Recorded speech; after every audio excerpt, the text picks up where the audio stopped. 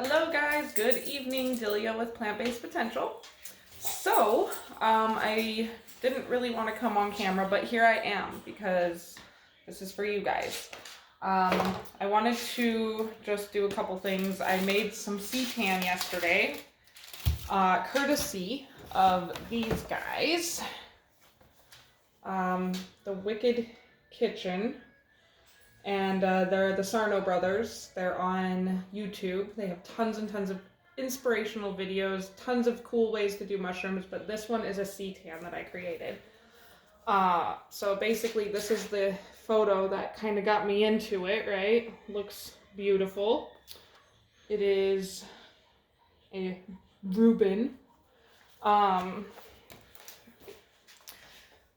So anyway, I made that.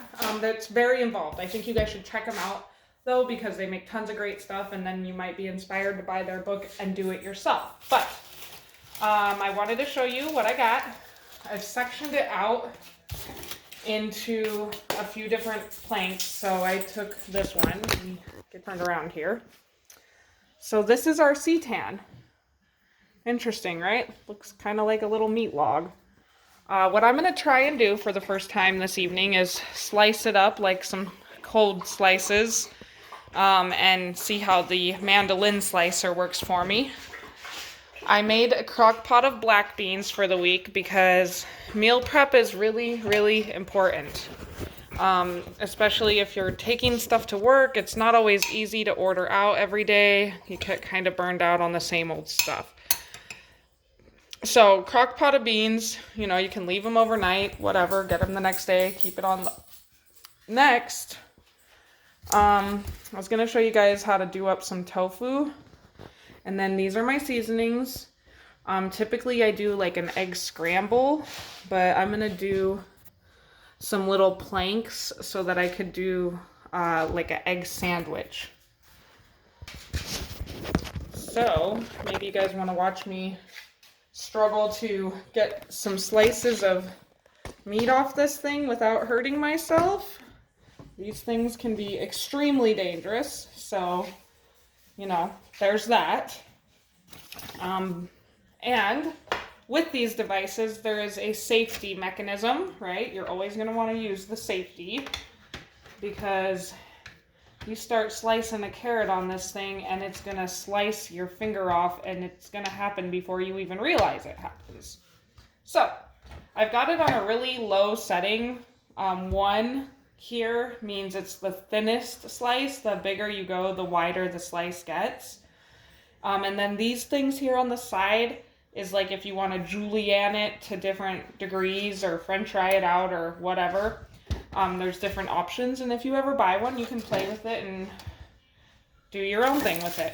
So, I kind of wanted to do this long ways on here, so I'm going to stick this guy under here, and this is the other safety, right? You're going to smash into it so that you can apply some pressure and bring it down on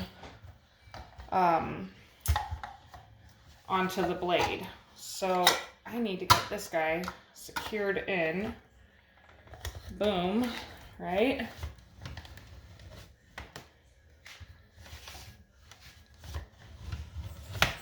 Ooh, let's check out these slices. Not bad, kind of like a little pepperoni or something.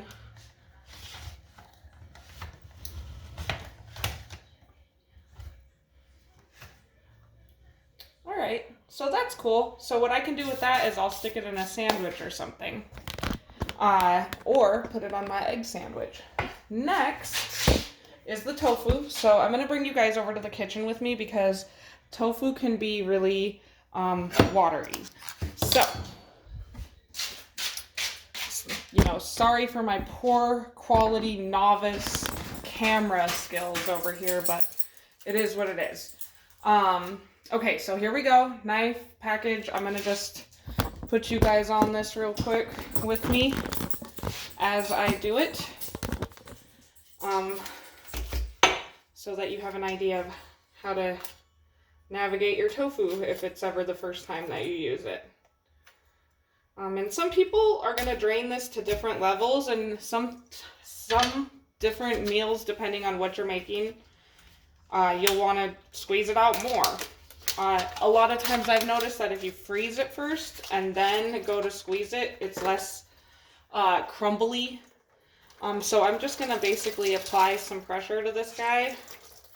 And as you can see, there's quite a bit of moisture coming out of here. This was frozen, and so it kind of holds together a little better when you're doing this process. The more that you squeeze out, the more room there is for other flavors to soak into the tofu. And that's why they do this. All right. Some people will smash this under, some heavy pans and plates for a little bit. Some people actually buy tofu presses. But typically I just do this. It kind of gets the job done. So, boom, there we are. That's good. I'm going to bring you back over to my side. All right. So, back on the plank side. Typically, so what I'll do is I'll make something like a breakfast for dinner this evening. And then I'll do like an egg sandwich tomorrow. Make a sandwich for my papa. And, it goes pretty far. This package of tofu. And then if you get tired of sandwiches, I have beans. I could do a breakfast burrito in the morning. And stuff like that. So, here we are. And honestly, guys, I'm not even going to measure this stuff out. I literally just go for it. Let me grab a little bit of this. So I'm going to just get a little bit of olive oil on it to help the seasoning stick a little bit better. And then we have nutritional yeast, okay, which I'm always talking about nutritional yeast. Top shelf of the baking aisle, usually. And I'm just going to kind of give it a nice, generous sprinkle. Okay. Same thing with the turmeric. Turmeric is super good for you.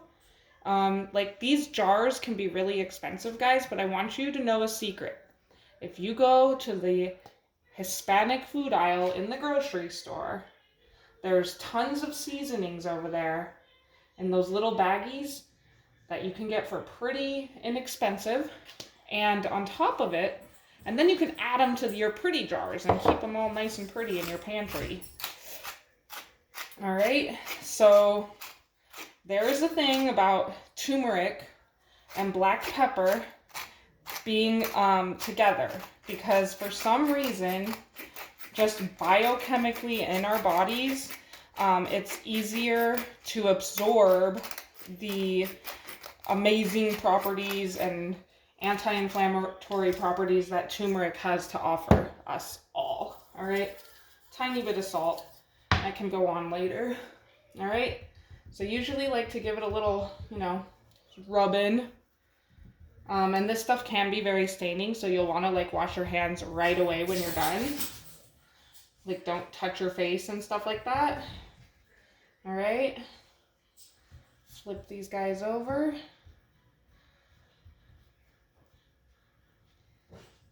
Okay. All right, a little more of this. There we go. And then repeat. In vegan life, seasonings are the most important thing that are gonna make your foods so much better. That's my dog going off, as always. Just gets on a tangent sometimes and he can't stop himself. Turmeric, pepper,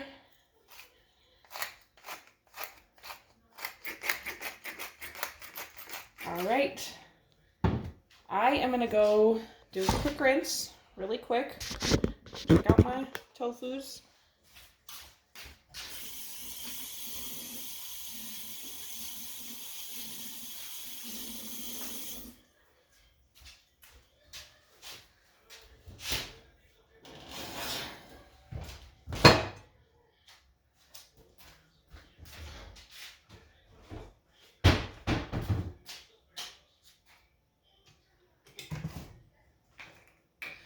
All right, so I'm back. I am going to get the cast iron started here, and this,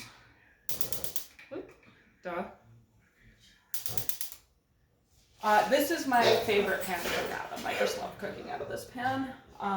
It always just gives like a nice extra crisp to the food, and when I'm doing different types of tofus in the pan, it like creates this nice thick like stuff that sticks to the tofu, and it makes it so good. So anyway, this is good. I'm gonna let this heat up just a smidge, and then we'll just fry it up, and I'll show you how it browns really nicely, and then you can add it to your sandwiches or burritos or whatever you want with it.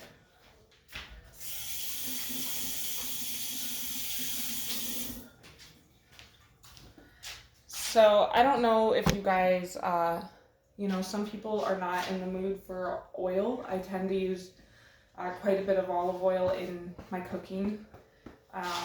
So that's a thing. But when sauteing certain things, you can use vegetable broth as an alternative. For these types of things,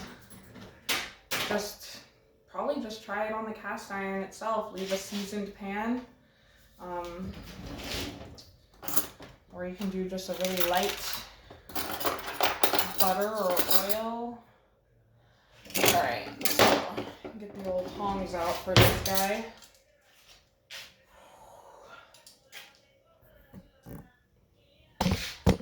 And I'm gonna get you guys on the stove with me here. If we can get some light.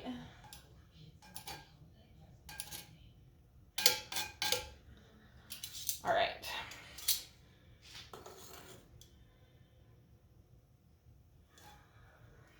A good way to test if your oil's, scorching hot is to drop like a little drop of water in there, and it'll start giving it a sizzle.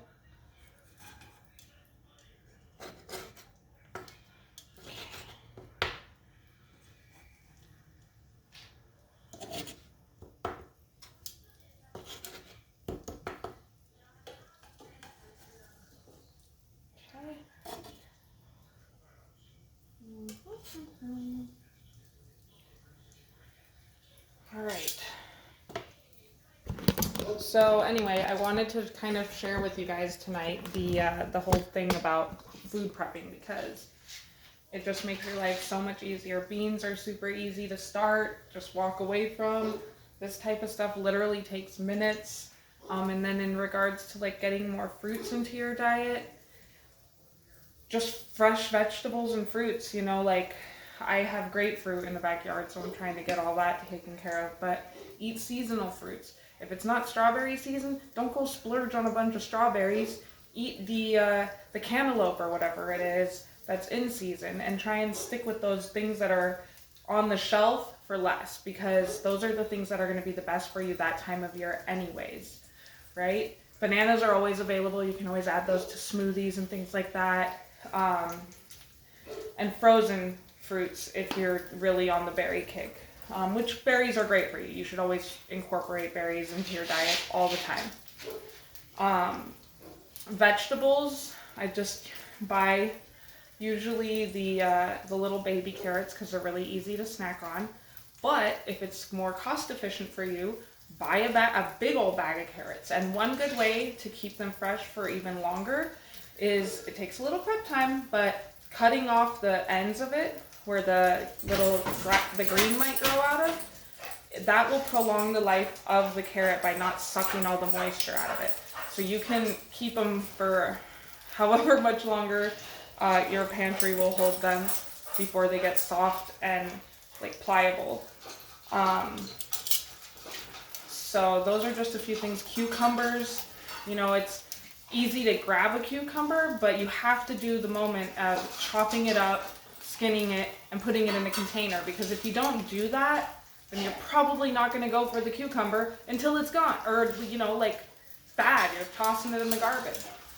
So you have to make that effort. You have to choose a day that you're going to do some simple things in the kitchen, to make it easier for you to access those foods on the run. And that's really the main point. So let me get you guys back over here really quick with my tofus. Can you tell I dropped the phone? That was fun. Yes. Okay. Here we go. You know what? All right, guys. This is just going to be a little easier. Maybe. Can't. It's hard to cook and hold a phone at the same time. I'm just going to, let's see here. Try and navigate this thing.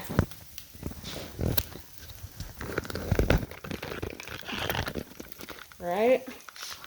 Okay, there we go. That should do. All right. See?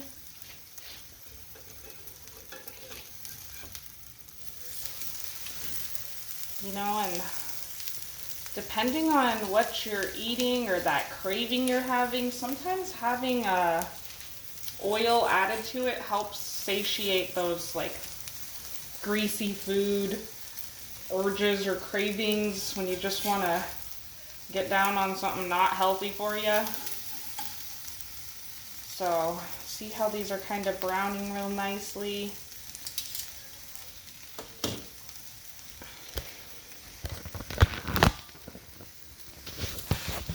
And yeah, this has been really fun. It's been kind of tough with the camera situation here. I'm gonna have to work on that for you guys. But essentially, that's what I wanted to show you guys. Just a little meal prep stuff, a little bit of just advice on getting things for the week to make it a little easier. And you know, I just hope you guys have a great week and keep on fighting the good fight. Stay positive. I know there's a lot of crazy stuff happening in the world, but you know, try and maintain a positive line of focus and, you know, keep your dreams alive, guys. Have a good night. Bye.